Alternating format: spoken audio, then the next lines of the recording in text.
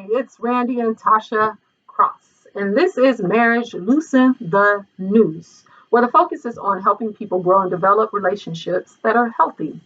So, we would like for you to like, share, and subscribe. And please don't forget to hit that notification bell. All right, so let's give you all a little bit of background about ourselves. Randy and I met when we were in high school. Hmm. And we've been together more than 24 years, and we've been married more than 19 years, and we have a one, a two, a three children. That's three. I didn't just say three. All right. So anyway, since we met when we were younger and we grew a lot through situations with each other, we feel like we have a unique set of experiences that maybe other couples don't have that we can provide insights and learnings to help other people on their journey through healthy relationships. So let's get started with the hypothetical question. All right. So hypothetical question. What would you do if your significant other arm got caught in like all these helium balloons and then they just took off in the air and you only had 10 seconds to save them or else they were just off into the universe. You'll never see them again. Ooh, wow. 10 seconds is a very short amount of time. I would just have to pull out my gun and straight, Robocop it. Hopefully, I can shoot every balloon down needed that would require you to fall down at a slow rate. Um, but the goal is to get you back down. So as long as I could do that without you selling off to wherever and never coming back, never making it, I would definitely, at least at the very minimum, try to shoot every balloon that I could. Now, with the one exception, would be that you would have to be facing me because if you was turned around, I could very easily mistake your head for a balloon, and then I'm in a world of hurt. I'm in a world of hurt, and it's How you gonna mistake my head for a balloon? it could be. I don't. I'm just saying. 10 seconds is a lot of time. You're under stress. That's a stressful situation. You got to make quick decisions, and so with that being said, I'm shooting. That's why I said I mean I'm a RoboCop it, and I hope I can. My aim and my shot is precise and accurate, so that my loved one is she comes down safely, and with minor injuries at the very maximum. Minor. Are you done? Yes. That was way too long. Sorry. All right, so I'm gonna keep it simple. If he got wrapped up in some helium balloons and was taken off, I'm gonna grab this boomerang that has like like knives on it, right? So when I throw it, like it's gonna cut all of the strings that's above his arm, and then he just gonna come down. So I feel like if he's only up there 10 seconds, he really ain't went that far, so he can just fall down real fast and land, maybe like tuck and roll. But I'm using a boomerang machete. That was so much easier, and that took up way less time than that over elaborate question. So anyway, Where are you gonna get a boomerang machete at? the same place you got your gun from, out your pocket. I got a boomerang machete in my back in the back. So So would you we're like something like Secret Assassin or something? What we? we're moving on to the topic. Okay, today the topic is how to differentiate the behavior from the person when it comes to situations in your relationship. So, we are going to do 3 rounds, and round one starts now. Round one. Oh my God. Oh my God. He was supposed to bust this balloon. Try again. Look what she gave me. All right. So, round one. So we looked up behavior and we looked up person in the Webster's dictionary. So behavior is an action, it's your manners, or it's the way that you react to something in the environment. Where the person is the individual, it is like a man or a woman. So typically what happens in relationships is when your loved one does something that hurts you or you're offended by something and it causes you pain or something like that, what you do is you typically view it as it's the person versus the action or the behavior that that person exhibited. So What example do you have for that? So just to talk a little bit and give an example of something that pertains to what we're talking about. Um, let's just say, for instance, your child commits murder, and he's arrested for that. There's more than enough evidence without even going through a trial that will convict him of that crime. The world is going to look at that individual without knowing that person as a very evil or bad person. They're going to associate the behavior and the person and not differentiate between the two. It's just going to be that person and behavior intertwined as one. And so with that, the world is going to have that perception. But the loved ones, the parents, the brothers, the sisters, the cousins, the aunts, anyone who has a relationship with that individual and knows that person on a personal level might know a different side to that person and not see the behavior as that person. Just see that that person, that individual made a mistake, and they can separate and differentiate between the person and the behavior or the action that was done. And that's why even with such, even with something that was done so horrible, they can still look past that and still love that individual, still be there for that individual, and still support that individual, even though the behavior was extreme. Right. Okay. So what we're going to do today is we're going to give you some real life examples from our relationship so that it makes more sense what we mean by separating the person from the behavior. So Randy's going to start with round two. Now I'm going to pull in this balloon and we're going to see if it actually popped this time. And if it don't, then I don't know if I'm going to pull in the balloon for round three. Round two. Oh, dude, do you know how to pop a balloon? Pop! All right. So, Randy, this is your example of me and what I've done to you in a situation where you had to try to figure out me versus the behavior. So, to give an example about this particular situation, it was a time where, when we were first dating, you were you had a significant amount of male friends, and so I was not okay with that. And of course, obviously, once we became serious, I had disassociated myself from all my female friends.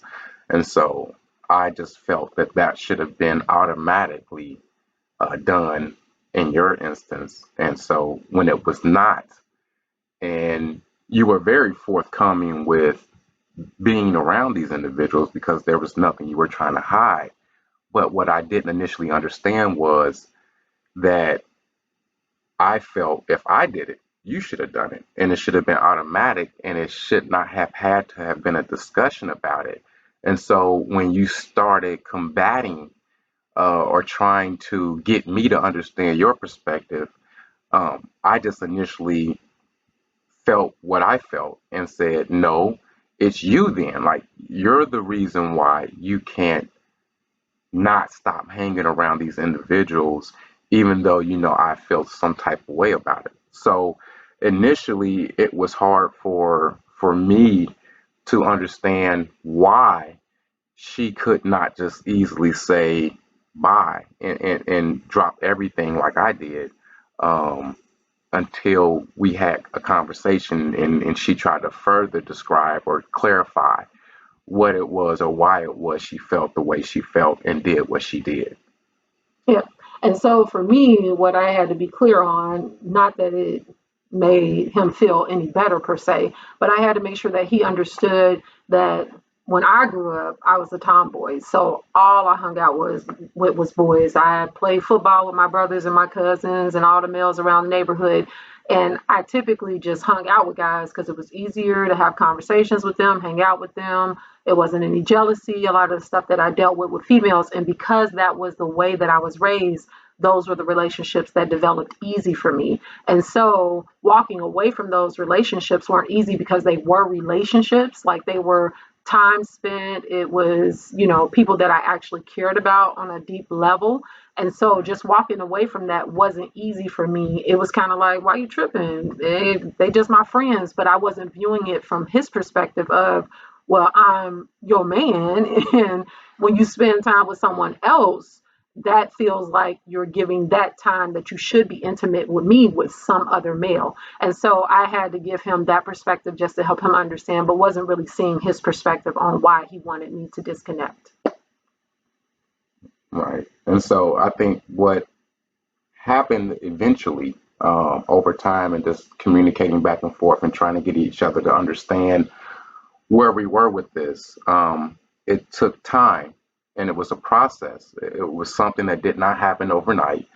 It was something that we both had to be patient with and compromise in to get through the situation. So, meaning, I wasn't expecting her to just completely ignore and erase the memories and friendships that she had developed in the past before she met me.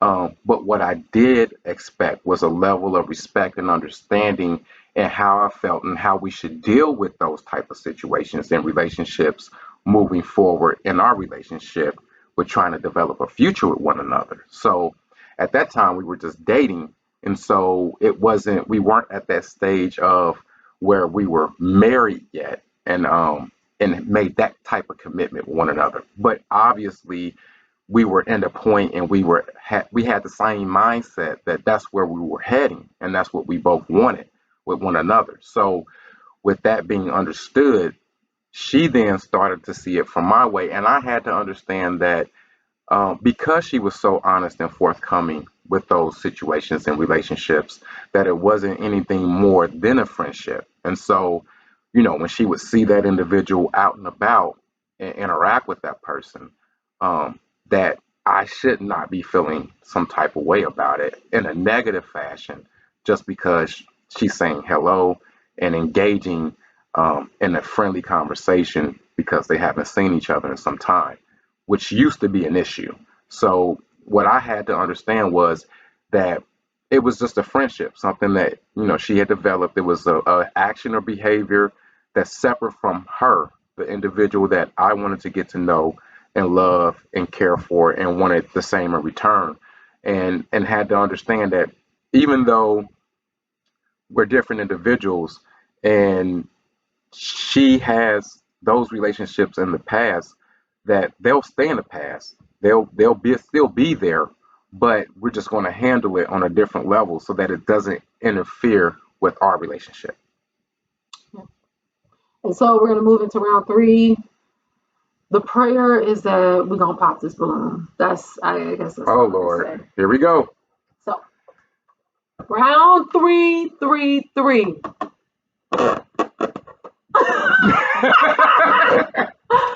Oh my God. Gotta show this man how to pop a balloon. All right. So for me, my example in a situation with behavior versus the person.